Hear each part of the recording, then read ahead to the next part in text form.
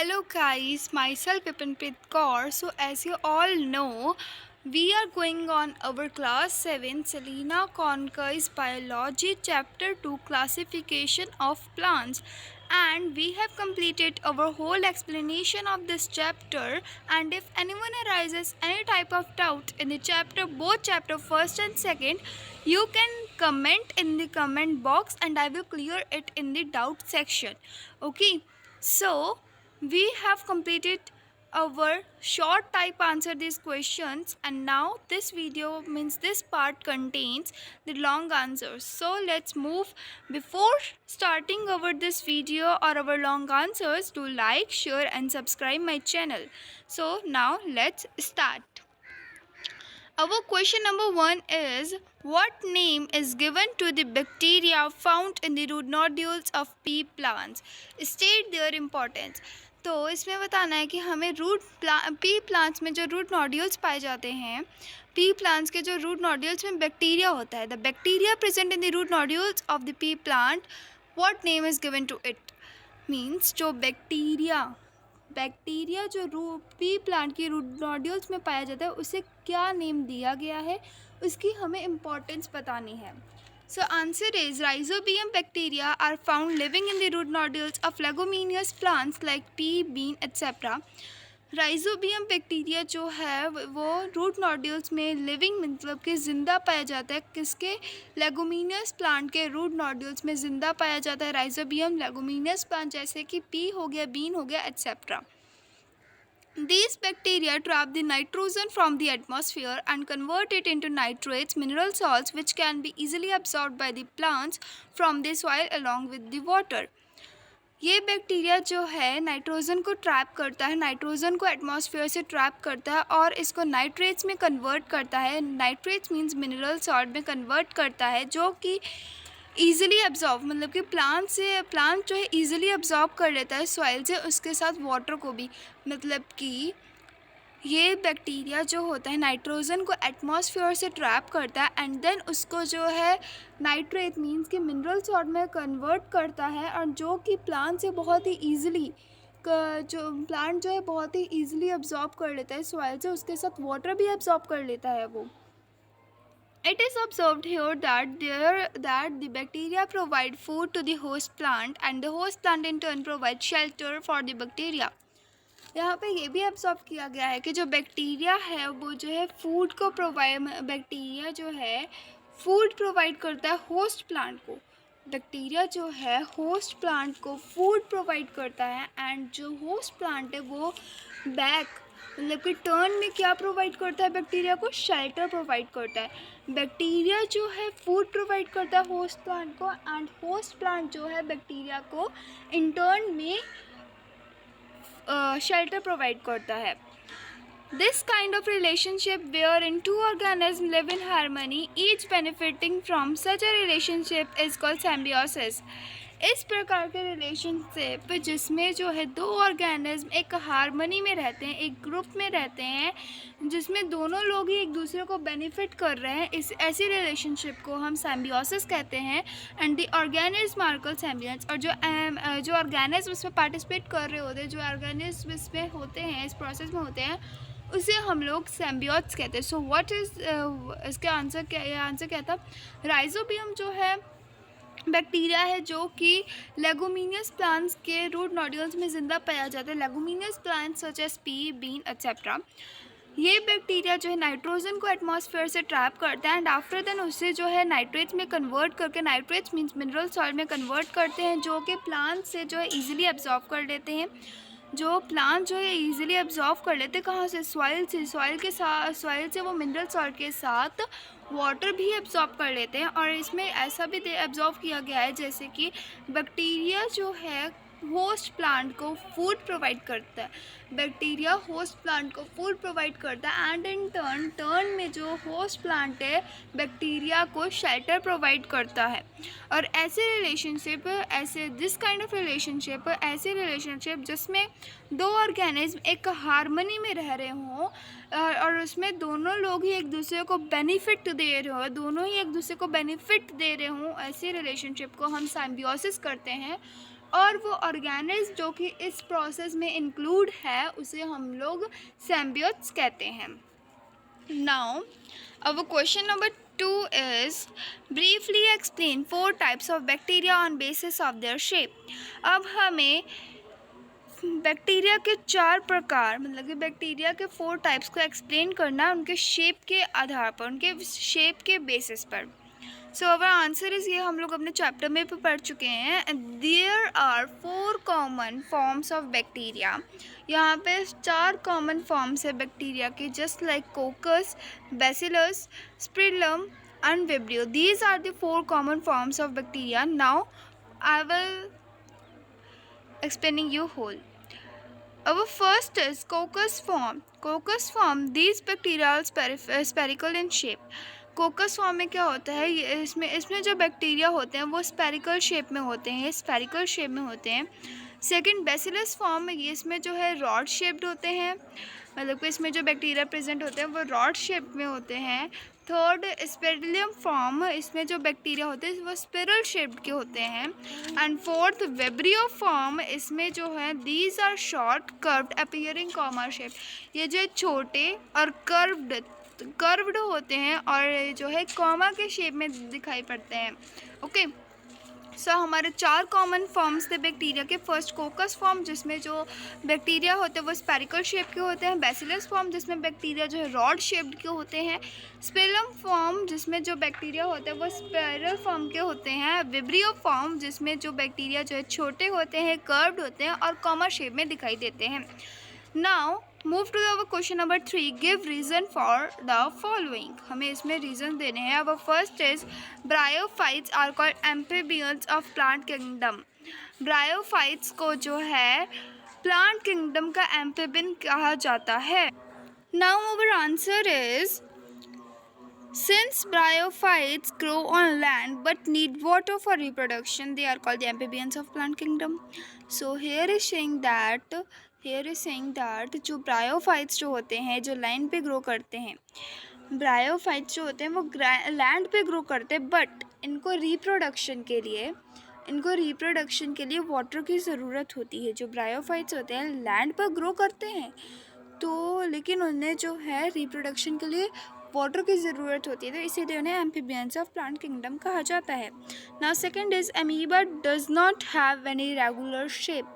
Amoeba के पास कोई regular एक पर्टिकुलर शेप नहीं होता है। Our answer is, the body of amoeba is irregular in shape. Amoeba की जो बॉडी होती है वो इर्रेगुलर शेप की होती है। The outer covering of the body is the cell membrane. उसकी जो आउटर कवरिंग, उसकी जो बाहर वाली परत होती है, बाहर की जो कवरिंग होती है वो जो उसे हम लोग सेल मेम्ब्रेन कहते हैं, वो सेल मेम्ब्रेन होती है। A prominent nucleus lies in the centre surrounded by cytoplasm. इसमें एक प्रोमिनेंट न्यूक्लियस लाई करता है। अमीबा के सेंटर में एक प्रोमिनेंट न्यूक्लियस होता है जो कि साइटोप्लाज्म से सराउंडेड होता है। तो अमीबा के पास इरेगुलर शेप नहीं होता है और इसकी आउटर कवरिंग होती है जो कि सेल मेम्ब्रेन होती है, और इसके सेंटर में एक प्रोमिनेंट न्यूक्लियस होता है जो कि साइटोप्लाज्म से सराउंड होता है। Now our question number 4 is, what is contractile vacuole? State its function and amoeba. Contractile vacuole क्या होती है और इसमें जो है हमें फंक्शन बताना है, इसका हमें अमीबा में फंक्शन बताना है। कॉन्ट्रैक्टाइल वैक्यूल क्या होती है? Our answer is, excess of water from the body of the amoeba is collected in the contractile vacuole.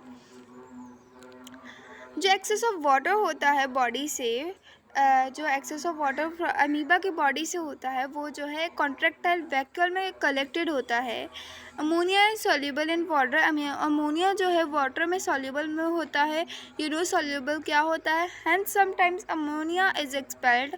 कभी कभार जो होता है अमोनिया जो है एक्सपेल हो जाता है। एक्सपेल हो जाए मीन्स एक्सक्रीटरी सिस्टम से एक्सपेल हो जाता है, expelled out along with the water from the contractile vacuole. कहाँ से? कॉन्ट्रैक्टाइल वैक्यूल से वो बाहर निकल जाता है। दैट मीन्स जो एक्सेस वाटर होता है अमीबा की बॉडी में, मतलब कि बचा हुआ पानी, जो अमीबा की बॉडी में बचा हुआ पानी होता है वो जो है कॉन्ट्रैक्टाइल वैक्यूल में इकट्ठा होता है, कलेक्टेड होता है, एंड अमोनिया जो है वाटर में सॉल्यूबल होता है। और ये जो है कभी कभार जो है अमोनिया एक्सपेल भी हो जाता है, एक्सपेल्ड आउट हो जाता है वाटर के साथ। कहाँ से? कॉन्ट्रैक्टाइल वैक्यूल से। और इसका फंक्शन क्या? What is its function is the contractile vacuole expands when there is water in it. इसका फंक्शन है कॉन्ट्रैक्टाइल वैक्यूल जो है एक्सपेंड बढ़ जाती है जब इसमें वाटर होता है, and shrinks when the water is release into the surrounding. और श्रिंक हो जाती है, सिकुड़ जाती है जब इसमें इसका वाटर जो है सराउंडिंग में रिलीज हो जाता है। जब कॉन्ट्रैक्टाइल वैक्यूल एक्सपेंड करती है, कॉन्ट्रैक्टाइल वैक्यूल तब एक्सपेंड करती है जब उसके अंदर वाटर होता है, और तब श्रिंक भी करती है जब उसका जो वाटर होता है वो आउटसाइड में रिलीज़ हो जाता है, सराउंडिंग में रिलीज़ हो जाता है। Now question number 5। Okay, question number 5 is list out 5 uses each of bacteria and fungi in our lives. अब इसमें हमें जो है 5 यूसेस बताने हैं बैक्टीरिया के भी और फंगी में भी, जो हमारी मतलब कि लाइफ में होते हैं। Our answer, now move to our answer. The uses of bacteria के 5 uses. First, Lactobacillus bacteria is used for curdling of milk. It converts the milk sugar into lactic acid, giving the sour taste to the curd. Lactobacillus bacteria जो होता है वो milk को curd में convert करने के लिए मिल्क की कर्डलिंग के लिए यूज़ किया जाता है। It converts the milk sugar into lactic acid. ये जो है मिल्क शुगर को लैक्टिक एसिड में कन्वर्ट करता है, giving the sour taste to the curd, जो कि कर्ड को सोर टेस्ट देता है। Second, certain bacteria like acetobacter ferment fruit juice into vinegar. कुछ बैक्टीरिया जैसे कि एसिटोबैक्टर हो गया, ये फ्रूट जूस को विनेगर में मतलब कि एसिटिक एसिड में चेंज कर देता है। Third, certain bacteria are used in curing of animal heads and skin. कुछ बैक्टीरिया जो है एनिमल हेड्स या और स्किन के क्योरिंग के लिए यूज़ किए जाते हैं। Fourth, jute fibres are separated and made softer by the use of bacteria. Jute fibres जो है वो जूट फाइबर्स सेपरेट किए जाते हैं और उनको सॉफ्ट बनाया जाता है, बैक्टीरिया के ही यूज़ से उनको सॉफ्ट बनाया जाता है। Cow dung, fifth, cow dung, horse dung and agriculture waste are subjected to bacterial actions which causes their decay and produce very useful manure. Cow dung और हॉर्स डंग और जो भी एग्रीकल्चरल वेस्ट होता है वो बैक्टीरियल एक्शन के अंदर subjected होता है, मतलब उसमें बैक्टीरियाज लगते हैं, बैक्टीरियाज का एक्शन होता है और जो कि उनको डिके कर देता है और वो जो है बहुत ही यूज़फुल मैन्योर प्रोड्यूस होती है, जो कि manure and fertilisers are used in their farms for the crop growing, है ना। तो वो कहाँ पे यूज़ करे जाते हैं? मैन्योर और फर्टिलाइजर्स फार्म्स में यूज़ किए जाते हैं। सो वही ये मैन्योर प्रोड्यूस होती है। Cow dung, horse dung and agriculture waste, जब वो एक बैक्टीरियल एक्शन के अंदर सब्जेक्टेड किए जाते हैं तो वो जो है इनको डिके करता है और इसके बाद फिर बहुत ही यूज़फुल मैन्योर प्रोड्यूस होती है। Now the uses of fungi. अब फंगई के यूसेस, अभी तक तो हमने किसके पढ़े थे? बैक्टीरिया के, and now we will study about the uses of fungi. Okay, now first is fungi are an important source of food. Fungi जो है खाने का बहुत ही इम्पॉर्टेंट सोर्स है। जैसे कि मशरूम्स होते हैं, कुछ मशरूम्स एडिबल होते हैं ना, तो उन मशरूम्स में भी फंगी जो है एक बहुत ही इम्पॉर्टेंट सोर्स ऑफ फूड है। Second, yeast, a unicellular fungus, is important in bakeries as it is in the making of bread. It is also important in the breweries for making alcohol.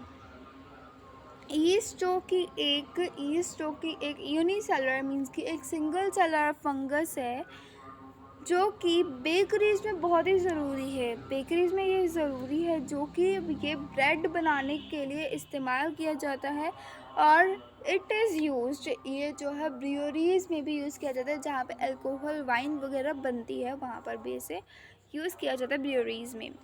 Third, yeast also produces vitamin B. Yeast जो है vitamin B को भी produce करता है। Fourth, fungi like bacteria are also good decomposers. They decompose dead organic matter and return their nutrients back into the soil. Fungi जैसे कि bacteria हो गया, ये भी बहुत ही गुड डिकम्पोजर्स है, जो है डेड ऑर्गेनिक मैटर को डिकम्पोज कर देते हैं और उनके रिटर्न उनके जो न्यूट्रिएंट्स होते हैं वो सॉइल को वापस रिटर्न कर देते हैं। Fifth, penicillin, an important antibiotic, is obtained from a fungus and called Penicillium notatum. Penicillin जो कि बहुत ही ज़रूरी एंटीबायोटिक है। पेंसिलिन एक इम्पॉर्टेंट एंटीबायोटिक है जो कि एक फंगस से ऑब्टेन की जाती है, जिससे उस फंगस को हम कहते हैं penicillin notatum. Okay, let's take a quick summary, मतलब कि जल्दी इसको एक बार रिवाइज कर लेते हैं इस आंसर को, और ये आंसर बहुत ही इंपॉर्टेंट है। Okay, the uses of bacteria are, bacteria के यूजेस क्या आते हैं? Lactobacillus bacteria. Bacillus bacteria is a type of bacteria that helps us in the curdling of milk, and it converts the milk sugar into lactic acid, giving the sour taste to the curd. Lactobacillus bacteria जो है milk की curdling के लिए इस्तेमाल किया जाता है, and after then ये जो है मिल्क की शुगर को लैक्टिक एसिड में कन्वर्ट करता है और उसे जो है कर्ड को सोर टेस्ट देता है। Certain bacteria like acetobacter ferment fruit juice into vinegar acetic acid. कुछ बैक्टीरिया जैसे कि एसिटोबैक्टर हो गया, ये जो है फ्रूट जूस को विनेगर में टर्न करता है, फर्मेंट करता है, जैसे vinegar means acetic acid. Third, certain bacteria are used in curing of animal heads and skin. कुछ बैक्टीरिया एनिमल हेड्स और स्किन के क्यूरिंग के लिए इस्तेमाल किए जाते हैं। फोर्थ, जूट फाइबर्स को जो है सेपरेट किया जाता है और उन्हें सॉफ्ट बनाया जाता है बैक्टीरिया की मदद से। फिफ्थ, काउ डंग हो गया, हॉर्स डंग हो गया या एग्रीकल्चरल वेस्ट हो गया, ये जो है जब इकट्ठा एक बैक्टीरियल एक्शन के अंदर आते हैं, सब्जेक्ट बैक्टीरियल एक्शन के अंदर आते हैं, तो वो बैक्टीरियल एक्शन उन्हें डिके कर देता है और वो जो है एक बहुत ही यूज़फुल मैन्योर बनाते हैं। नाउ फंगी की यूजेस कहते हैं। फंगी जो है बहुत ही इंपॉर्टेंट सोर्स है फूड का। ईस्ट जो कि एक यूनिसेलुलर मीन्स एक सिंगल सेल फंगस है, जो कि बेकरीज़ में इम्पॉर्टेंट होती है। किसके लिए? ब्रेड के बनाने के लिए वो बेकरीज़ में ज़रूरी होती है, और ये जो है ब्रूअरीज़ में भी बहुत ज़रूरी है अल्कोहल बनाने के लिए। ईस्ट जो है विटामिन बी को भी प्रोड्यूस करता है। फंगी जैसे कि बैक्टीरिया हो गया आर ऑल्सो गुड डिकम्पोजर्स, ये भी गुड डिकम्पोजर्स भी हैं, और ये जो है डेड ऑर्गेनिक मैटर को डिकम्पोज करते हैं और उसके रिटर्न में जो है न्यूट्रिएंट्स को बैक, मतलब कि उसके रिटर्न में न्यूट्रिएंट्स को बैक वापस सॉइल में दे देते हैं। पेनिसिलिन जो कि इम्पॉर्टेंट एंटीबायोटिक है, वो जो है ऑब्टेन की जाती है एक फंगस से, जिसे हम पेनिसिलिन नोटाटम कहते हैं। So this is our whole fifth answer. So I hope you understood it, and this is long, so learn it properly, and this is very important. Okay, this answer is very important. Now move to our question number 6. Our question number 6 is saying that bacteria are harmful to human beings. Briefly explain this statement. Bacteria जो है human beings के लिए हानिकारक, harmful है, और इस statement को हमें एक्सप्लेन करना है, छोटी सी लैंग्वेज में हमें इसे एक्सप्लेन करना है। Answer is bacteria are harmful as well as useful to human beings. Bacteria harmful भी है और यूजफुल भी। अभी हम लोग बैक्टीरिया के यूसेस पढ़कर आए हैं। Bacteria lactobacillus bacteria helps us in the curdling of milk. हम लोग कितने सारे यूसेस पढ़कर आए हैं, 5 यूसेस पढ़कर आए हैं बैक्टीरिया के, तो ये यूजफुल भी है, हार्मफुल भी है। This is because some bacteria creates various disease harmful to humans. और ये कुछ बैक्टीरिया जो है कई बहुत ही हार्मफुल बहुत ही डिसीज़ बनाते हैं, जो कि ह्यूमंस के लिए हार्मफुल होती हैं, हानिकारक होती हैं। In case of bacteria they carry a type of virus and transmit to humans. और बैक्टीरिया जो है एक टाइप एक प्रकार का वायरस होता है उनके अंदर जो कि ह्यूमन में ट्रांसमिट करते हैं। Bacterial disease can be transmitted and following veg. अब बैक्टीरियल डिसीज़ कैसे ट्रांसमिट की जाती है वो नीचे दिए गए वेज में ट्रांसमिट की जाती है। फर्स्ट है through food and drinks. Yes, अब इन्फेक्टेड पर्सन की अगर बचे हुए खाना या उसके साथ खाना खा रहे हो तो उसके जर्म्स वगैरह वो आपके अंदर जाएंगे, वो बैक्टीरियाज आपके अंदर जाएंगे। ड्रिंक्स जो उसकी बची हुई या इकट्ठा पी रहे हो वो भी आपके अंदर जाएंगे। थ्रू एयर, आप आसपास खड़े हो तो वो एयर से भी वो आपके अंदर जाएंगे। Third, through sharing our handkerchief. Yes, alright. Handkerchief share करने से, टावल शेयर करने से, अब अपना ब्रश इन्फेक्टेड पर्सन के साथ शेयर करने से वो हमारे अंदर वो बैक्टीरियल वायरसेस हमारे अंदर जाएंगे। ओके, सो बैक्टीरियल डिसीज़ेस जो है अपने एक दूसरे के साथ, एक इन्फेक्टेड पर्सन के साथ खाना, ड्रिंक्स शेयर करने से, एयर से, और अपने जो है हैंकरचीफ, टावल, ब्रश शेयर करने से होती हैं, मतलब कि ट्रांसमिट होती हैं। Now our last, you know that कि क्वेश्चन नंबर 7 इसमें एब्सेंट है। हम लोग वो क्वेश्चन था कि हमें बताना था नंबर ऑफ़ सीड्स पे, प्लांट्स के लीव्स के वेनेशन में बताना था, और रूट्स के टाइप, कौन सा root system monocotyledon and dicotyledon plants में होता है, उसमें डिफ्रेंशिएट करना था इन तीनों के बेसिस पर। सो वो सब हम लोग तो अपने शॉर्ट आंसर्स में कर चुके थे। एक बार करेक्टरिस्टिक्स में हुआ था एंड आफ्टर दैट एक बार डिफ्रेंशिएट्स में हुआ था। तो आई थिंक सो वो आपको कराने की ज़रूरत नहीं, वो सेम आप इसी में नोट कर लीजिएगा। ओके, सो क्या था, मोनोकोटिलेडन में सिंगल, मोनोकोटिलेडन की सीड्स पे सिंगल कोटिलेडन होता है एंड डाइकोटिलेडन के पास डबल होते हैं, है ना।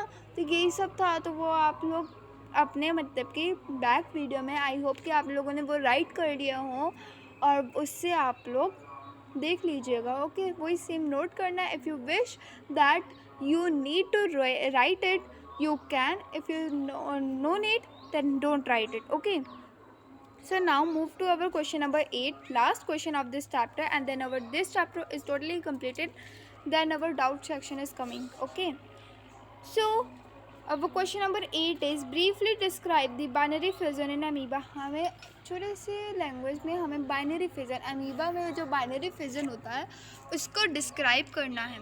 Our answer is when the parent amoeba grows to its fullest, its nucleus starts dividing. जब पेरेंट अमीबा जो है अपना पूरा मतलब कि फुलेस्ट ग्रो कर जाता है, पूरे तरीके से ग्रो कर जाता है, उसके न्यूक्लियस जो है डिवाइड होना शुरू कर देते हैं, starts dividing. The nucleus divided into form two daughter nuclei. जो न्यूक्लियस होता है वो डिवाइड होता है दो डॉटर न्यूक्ली में। Then the cytoplasm expand and divides. उसके बाद जो साइटोप्लाज्म एक्सपेंड होता है वो डिवाइड होता है। आफ्टर द साइटोप्लाज्म डिवाइड्स, अगर साइटोप्लाज्म के डिवाइड होने के बाद two new daughter amoebae are form, दो नई डॉटर अमीबाई बनती हैं। Since two new individual are produce, इसमें जो है दो नए इंडिविजुअल प्रोड्यूस होते हैं। It is called the binary fission. Binary fission means the two individual are produced, and the multifissions, the more than 2-3 individuals are produced, are the multiple fissions. So amoeba में क्या होता है, जब parent amoeba पूरे तरीके से grow कर जाता है तो उसका न्यूक्लियस जो है टू डॉटर न्यूक्ली में डिवाइड होना स्टार्ट करता है। एंड आफ्टर दैन उसका साइटोप्लाज्म जो है एक्सपेंड करता है, एंड आफ्टर दैन साइटोप्लाज्म भी डिवाइड होता है। Cytoplasm means the cell membrane, जो आउटर कवरिंग थी अमीबा के उसके अंदर, और न्यूक्लिय के बाहर का जो बीच वाला हिस्सा होता है, सेल मेम्ब्रेन और न्यूक्लिय के बीच वाला जो हिस्सा होता है उसे सेल मेम्ब्रेन कहते हैं। तो वो सेल मेम्ब्रेन भी जो है वो साइटोप्लाज्म भी जो है एक्सपेंड करता है और उसके बाद डिवाइड हो जाता है। साइटोप्लाज्म इज़ दी मतलब साइटोप्लाज्म के सेल मेम्ब्रेन और न्यूक्लियस के बीच वाला जो होता है वो साइटोप्लाज्म होता है। In the egg you see that yellowish part, boiled egg, yellowish part is our nucleus, and our आप देखते हो, आप छीलते हो एंड आफ्टर देन ओके, अब बॉइल्ड हुआ एग मत लीजिए, उसके अंदर जो येलो पार्ट होता है वो न्यूक्लियस होता है and white transparent part cytoplasm होता है, इसके ऊपर होती है, उसे हम सेल मेम्ब्रेन कहते हैं। सेम ऐसे ना अमीबा का जो आउटर कवरिंग होती है वो सेल मेम्ब्रेन होती है, उसके अंदर साइटोप्लाज्म होता है and after then nucleus, and then nucleus के डिवाइड होने के बाद, न्यूक्लियस जब दो डॉटर्स में दो डॉटर न्यूक्लियस में डिवाइड हो जाता है, उसके बाद जो साइटोप्लाज्म है वो भी एक्सपेंड करता है और वो भी डिवाइड होना शुरू कर देता है, और जब साइटोप्लाज्म में डिवाइड हो जाता है तब दो नई डॉटर अमीबाई जो है बनती है और हेंस जो दो नए इंडिविजुअल इस प्रोसेस में प्रोड्यूस होते हैं, जिसे हम बाइनरी फिजन कहते हैं। So this is our whole chapter explanation and exercises is completed. And if anyone arises any type of doubt, you can comment in the comment section. I will clear it in the doubt section video. So I hope you all understood it.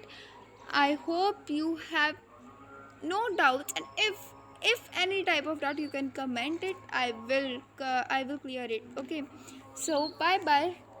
Do your best in your PTs. Okay, so bye. Do subscribe my channel for get the notification of your doubt section video. So okay, have a nice day.